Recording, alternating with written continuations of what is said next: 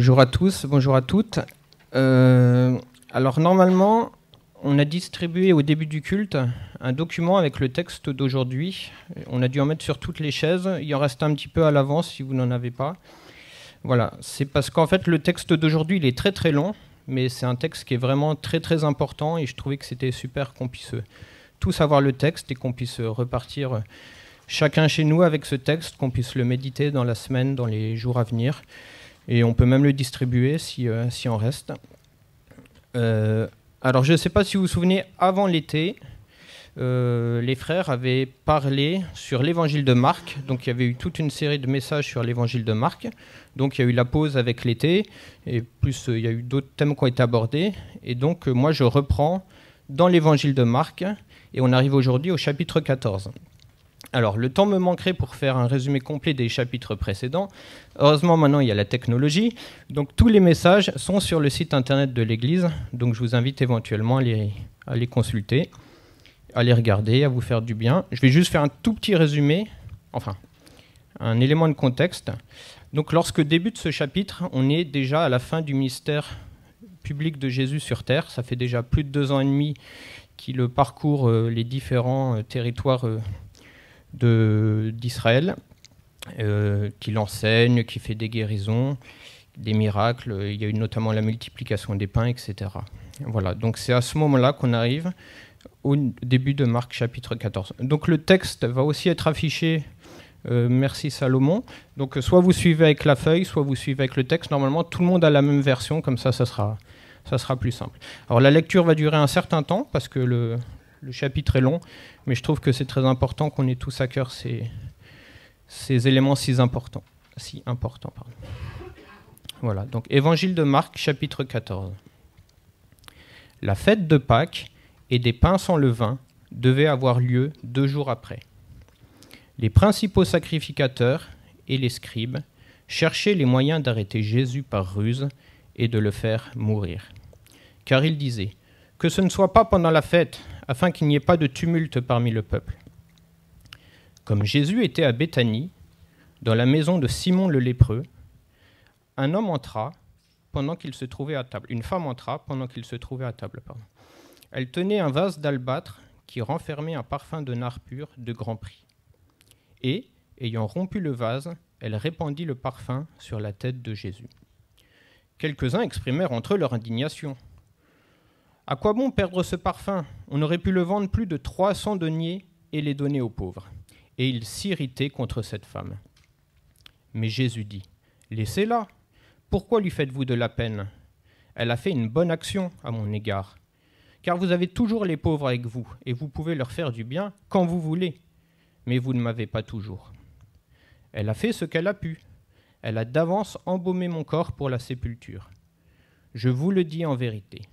Partout où la bonne nouvelle sera prêchée, dans le monde entier, on racontera aussi en mémoire de cette femme ce qu'elle a fait. » Judas Iscariote, l'un des 12, alla vers les principaux sacrificateurs afin de leur livrer Jésus. Après l'avoir entendu, ils furent dans la joie et promirent de lui donner de l'argent. Et Judas cherchait une occasion favorable pour le livrer. Le premier jour des pains sans levain, où l'on immolait la Pâque, les disciples de Jésus lui dirent « Où veux-tu que nous allions te préparer la Pâque ?» Et il envoya 2 de ses disciples et leur dit « Allez à la ville, vous rencontrerez un homme portant une cruche d'eau. Suivez-le. Quelque part qu'il entre, dites au maître de la maison. Le maître dit « Où est le lieu où je mangerai la Pâque avec mes disciples ?» Et il vous montrera une grande chambre haute, meublée et toute prête. C'est là que vous nous préparerez la Pâque. » Les disciples partirent, arrivèrent à la ville et trouvèrent les choses comme il le leur avait dit. Et ils préparèrent la Pâque. Le soir étant venu, il arriva avec les 12. Pendant qu'ils étaient à table et qu'ils mangeaient, Jésus dit « Je vous le dis en vérité, l'un de vous qui mange avec moi me livrera. » Ils commencèrent à s'attrister et à lui dire l'un après l'autre « Est-ce moi ?» Il leur répondit « C'est l'un des 12 qui met avec moi la main dans le plat. Le Fils de l'homme s'en va selon ce qui est écrit de lui. Mais malheur à l'homme par qui le Fils de l'homme est livré. Mieux vaudrait pour cet homme qu'il ne fût pas né. » Après avoir chanté les cantiques, j'ai sauté un paragraphe, je reprends au verset 22. Pendant qu'il mangeait, Jésus prit du pain, et après avoir rendu grâce, il le rompit et le leur donna en disant « Prenez, ceci est mon corps ». Il prit ensuite une coupe, et après avoir rendu grâce, il la leur donna, et ils en burent tous. Et il leur dit « Ceci est mon sang, le sang de l'alliance qui est répandu pour plusieurs. Je vous le dis en vérité, je ne boirai plus jamais du fruit de la vigne, jusqu'au jour où je le boirai nouveau dans le royaume de Dieu. » Après avoir chanté les cantiques, ils se rendirent à la montagne des Oliviers. Jésus leur dit « Vous serez tous scandalisés, car il est écrit « Je frapperai le berger, et les brebis seront dispersées. Mais après que je serai ressuscité, je vous précéderai en Galilée. » Pierre lui dit « Quand tous seraient scandalisés, je ne serai pas scandalisé. » Et Jésus lui dit « Je te le dis en vérité, toi, aujourd'hui, cette nuit même, avant que le coq chante 2 fois, tu me renieras 3 fois. » Mais Pierre reprit plus fortement « Quand il me faudrait mourir avec toi, je ne te renierai pas. » Et tous dirent la même chose. Ils allèrent ensuite dans un lieu appelé Gethsémanée, et Jésus dit à ses disciples « Asseyez-vous ici pendant que je prierai. » Il prit avec lui Pierre, Jacques et Jean, et il commença à éprouver de la frayeur et des angoisses.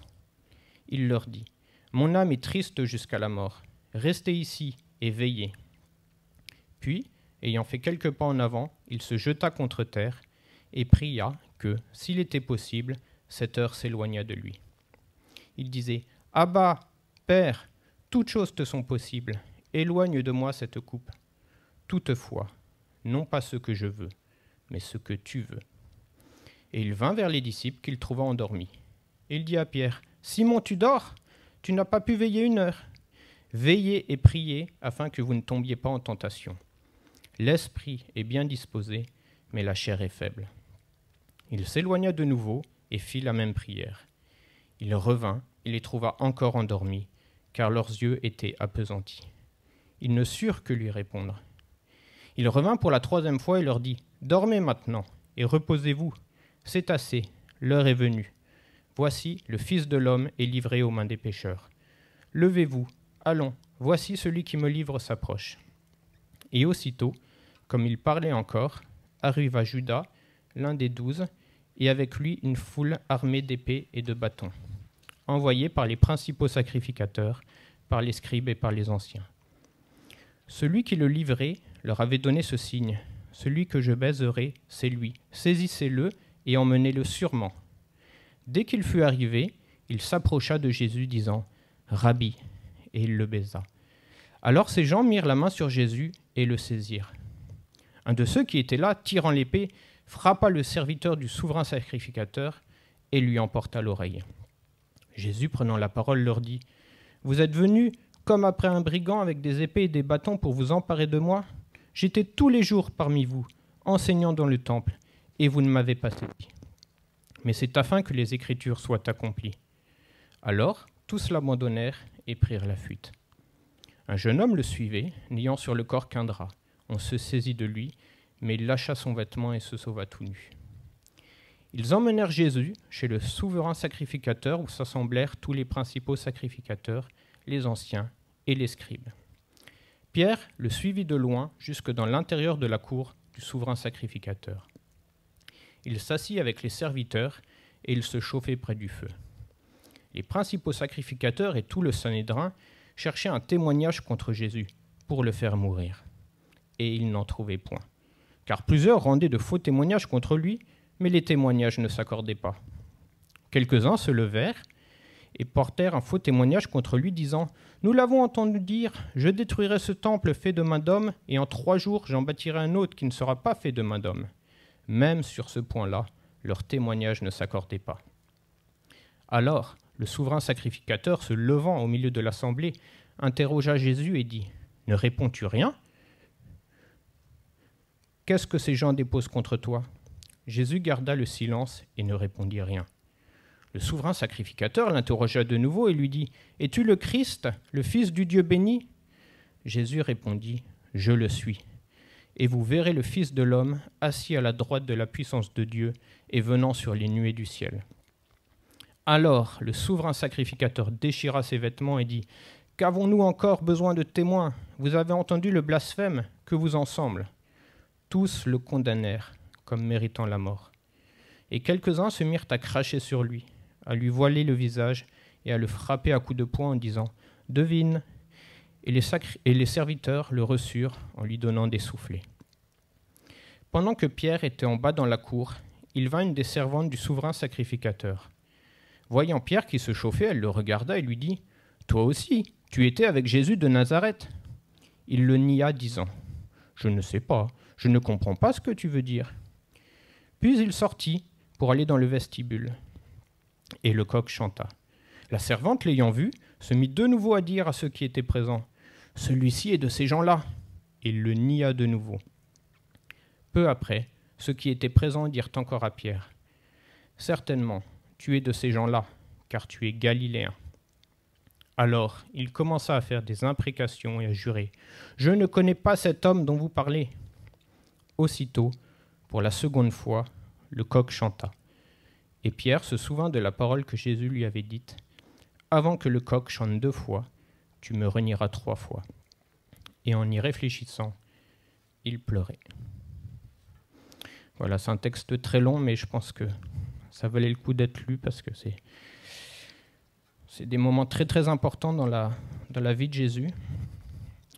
Donc on voit lors de l'arrestation de Jésus dans le jardin de Gethsémani. Alors Gethsémani, c'est un jardin qui est près du mont des Oliviers à Jérusalem. Donc lors de l'arrestation de Jésus, arrivent plusieurs personnages. Il y a Judas, et il est accompagné d'une foule armée d'épées et de bâtons. Cette foule armée a été envoyée à la fois par les principaux sacrificateurs, par les scribes et par les anciens. En résumé, par toutes les autorités juives de l'époque. Le verset 1 est très clair. Le but était d'arrêter Jésus et de le faire mourir. Avec ruse, car le but était de faire ça discrètement, de façon cachée, afin d'éviter le tumulte parmi le peuple. Pour arriver à leur fin, les chefs vont trouver un allié, Judas. Alors Judas, c'était un des 12 disciples établis par Jésus. On le voit dans Marc chapitre 3, verset 18.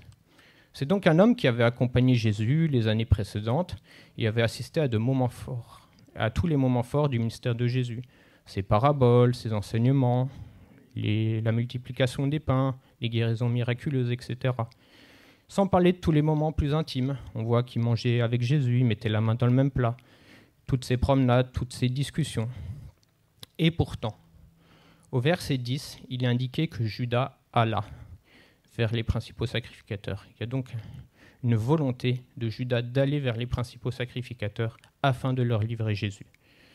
En retour, les principaux sacrificateurs, très joyeux, lui promirent de l'argent.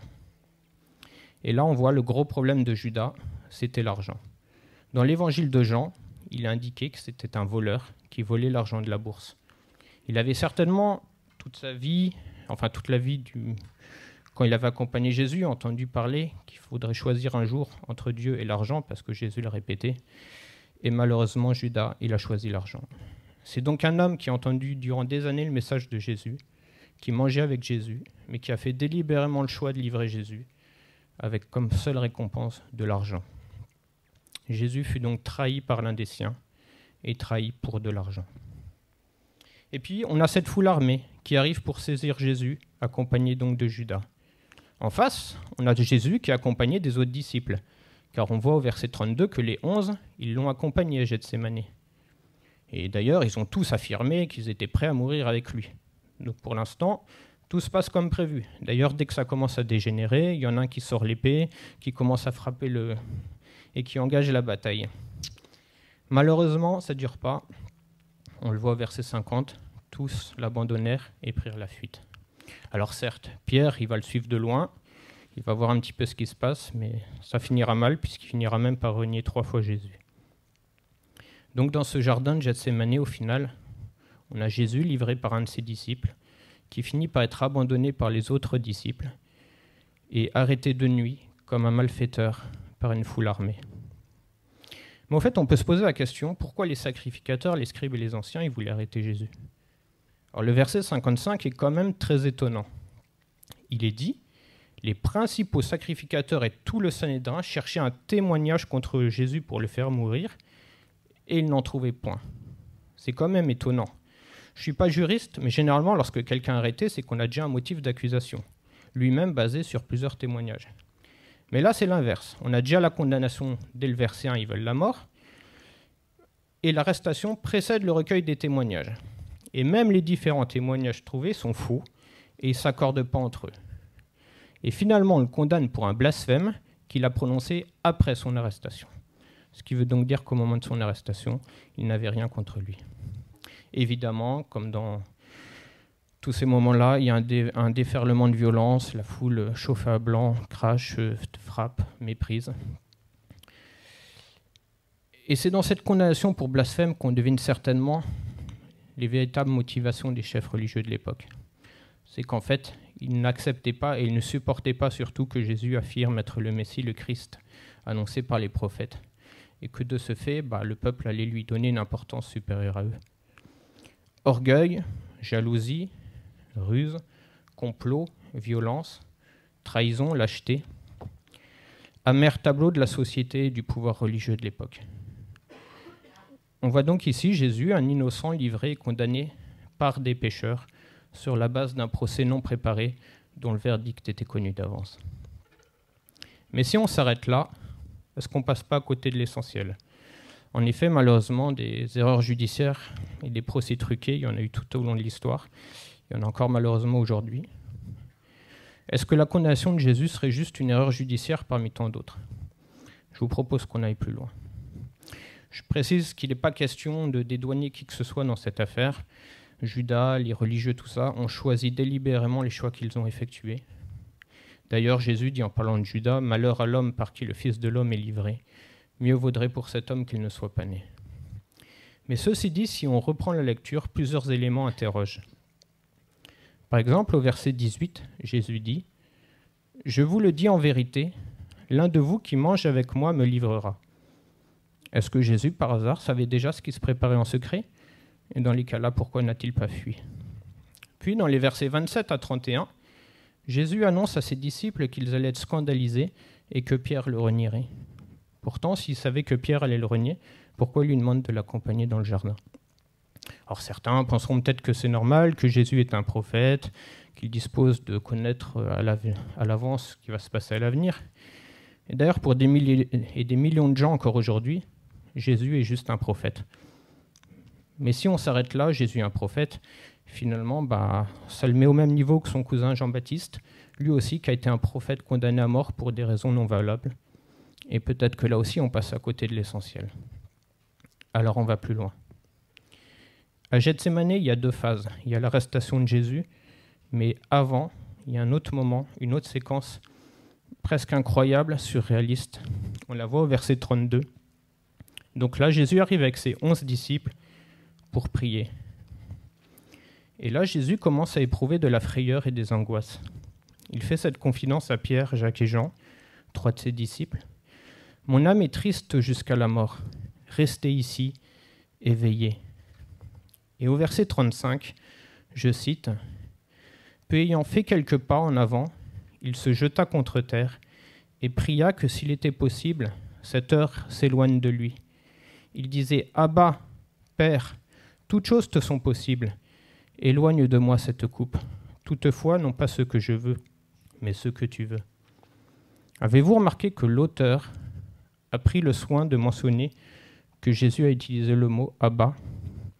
C'est la première fois dans le Nouveau Testament que cette appellation apparaît, et c'est certainement pas un hasard si c'est à ce moment-là. Et d'ailleurs, dans tout le mystère de Jésus, c'est le seul moment où c'est précisé que Jésus l'utilise.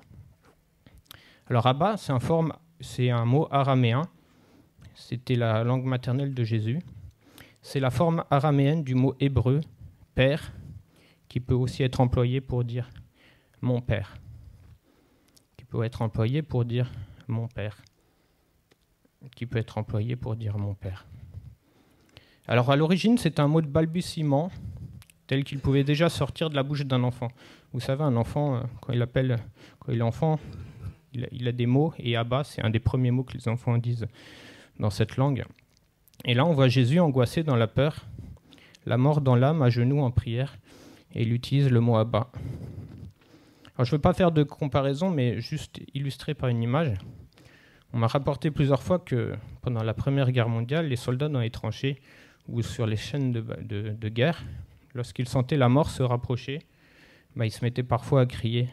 Soit c'était papa, soit c'était maman. Mais je veux dire, quand ils sentaient la mort arriver, il y a l'instinct qui revient, on se raccroche aux mots les plus familiers, presque les plus instinctifs. Et là, dans ce moment de souffrance extrême où Jésus sent la mort qui va être arrivée, il ne joue pas la comédie, il appelle papa, Abba. Et donc là, il y a deux choses. Soit on dit Jésus, il est à côté de la plaque, et que finalement, excusez-moi l'expression, mais on est d'accord avec les chefs religieux, il blasphème. Ou soit on se dit, en fait, il est le Fils de Dieu. Moi, je pars du principe, mon expérience, c'est que Jésus est le Fils de Dieu. Et c'est maintenant que toute cette scène prend une dimension incroyable si on part du principe que Jésus est le Fils de Dieu. C'est une tournure qui me dépasse, c'est la prière de Jésus. Il dit « Toutes choses te sont possibles, éloigne-moi de cette coupe. Éloigne-moi de cette coupe. » Et imaginons que Jésus est le Fils de Dieu. Et dans les cas-là, imaginons ce qui se passe au ciel au moment-là. Vous avez Dieu, créateur du ciel et de la terre, créateur des astres et de tout l'univers. Ce Dieu qui est plus grand et plus puissant que tout ce qu'on peut imaginer, ce Dieu qui est maître de toutes choses, il voit son Fils en agonie prier que cette coupe s'éloigne. Imaginons la souffrance de Dieu qui est un Dieu saint, un Dieu juste, de voir son Fils innocent qui va être livré par des pécheurs. Et n'en doutons pas une seule seconde, et Jonathan en a parlé tout à l'heure, je l'avais noté aussi, en une seconde, Dieu il pouvait décimer Juda et toute cette armée comme il l'avait fait avec l'armée égyptienne. Pourtant, ça n'a pas été fait. En un instant, il pouvait intervenir de multiples façons pour faire cesser cette situation et éloigner cette coupe. Toutes choses te sont possibles. Éloigne de moi cette coupe. Mais la prière de Jésus ne s'arrête pas là. Toutefois, non pas ce que je veux, mais ce que tu veux. Jésus retourne voir ses disciples. Ils sont endormis. Il est en souffrance extrême et ses disciples ne sont pas là avec lui pour le soutenir. Il est seul. Jésus s'éloigne, il fait la même prière. À nouveau, il adresse un appel au secours à son Père céleste. À nouveau, il lui rappelle qu'il peut toutes choses. À nouveau, il lui demande d'éloigner cette coupe. Mais de nouveau, il termine par « non pas ce que je veux, mais ce que tu veux ». Et à nouveau, dans le ciel, on peut imaginer que Dieu entend son Fils faire la même prière. « Éloigne de moi cette coupe ». Jésus retourne voir ses disciples. À nouveau, ils dorment. Ils ne savent quoi répondre à Jésus. Ils ne comprennent pas ce qui est en train de se passer. Jésus repart prier, revient une troisième fois. Ses disciples dorment. Puis on connaît la suite. Judas arrive avec la foule armée et Jésus est arrêté. Et c'est maintenant que je dois bien comprendre. Jésus, dans ses prières, il a supplié son Père d'éloigner cette coupe de lui tout en se soumettant à sa volonté. Et si je lis bien le texte, je peux que constater que la coupe, elle ne s'est pas éloignée. Est-ce que ça voudrait dire que c'était la volonté de Dieu que cette coupe ne s'éloigne pas malgré les souffrances extrêmes de Jésus ? Et je découvre ici que dans le plan de Dieu, Jésus devait passer par ce chemin et boire cette coupe. Et là, je comprends que Jésus a été livré, certes, mais surtout que Jésus s'est offert. Et là, je réalise ce qui s'est passé quelques heures auparavant dans le texte. Jésus, il institue la scène en distribuant lui-même le pain qui représente son corps et le vin qui représente son sang. Et pourquoi ? La réponse est au verset 24, le sang de l'alliance qui est répandu pour beaucoup. En acceptant que son Fils soit livré aux mains des pécheurs, Dieu est en train d'établir une nouvelle alliance avec les hommes. Et Jésus va se soumettre à ce sacrifice, même si celui-ci a pour lui un coût terrible. Alors que ses disciples sont en train de dormir et qu'ils vont le renier, il accepte de se soumettre à la volonté de Dieu et d'être livré afin de les sauver. Mais ce n'est pas uniquement pour ses disciples, car cette nouvelle alliance, elle est offerte à tous les hommes, à toutes les femmes, à chacun d'entre nous, à moi, qui, comme les disciples, si souvent je me suis endormi, si souvent je me suis égaré, si souvent j'ai désobéi. En un mot, si souvent j'ai péché. C'était une agonie terrible dans ce jardin de douleur où Jésus, l'homme angoissé, il va se soumettre à Dieu et accepter d'être livré à ma place. Il sait déjà les coups, les moqueries, le mépris et les crachats. Il sait le poids de cette coupe, mais il l'accepte. Que le Seigneur nous aide à réaliser le prix que Jésus a payé en acceptant d'être livré à ma place, à notre place. Livré par des pécheurs, certes, mais surtout offert pour des pécheurs. Et quand on contemple un tel amour, on a envie de s'humilier et un petit peu comme cette femme qui a déversé le parfum de grand prix, on veut donner à Jésus tout ce qu'on a de plus précieux. Notre vie, notre cœur et l'aimer chaque jour un peu plus. Et j'ai mis, pour finir, que quand je contemple le sacrifice et l'amour, parce que derrière tout ça, il y a avant tout l'amour de Jésus à Gethsémani, ça me donne envie, ce désir de marcher à sa suite et de lui obéir. Le titre du message que j'avais ce matin, c'était « Contemplons Jésus-Christ à Gethsémani ».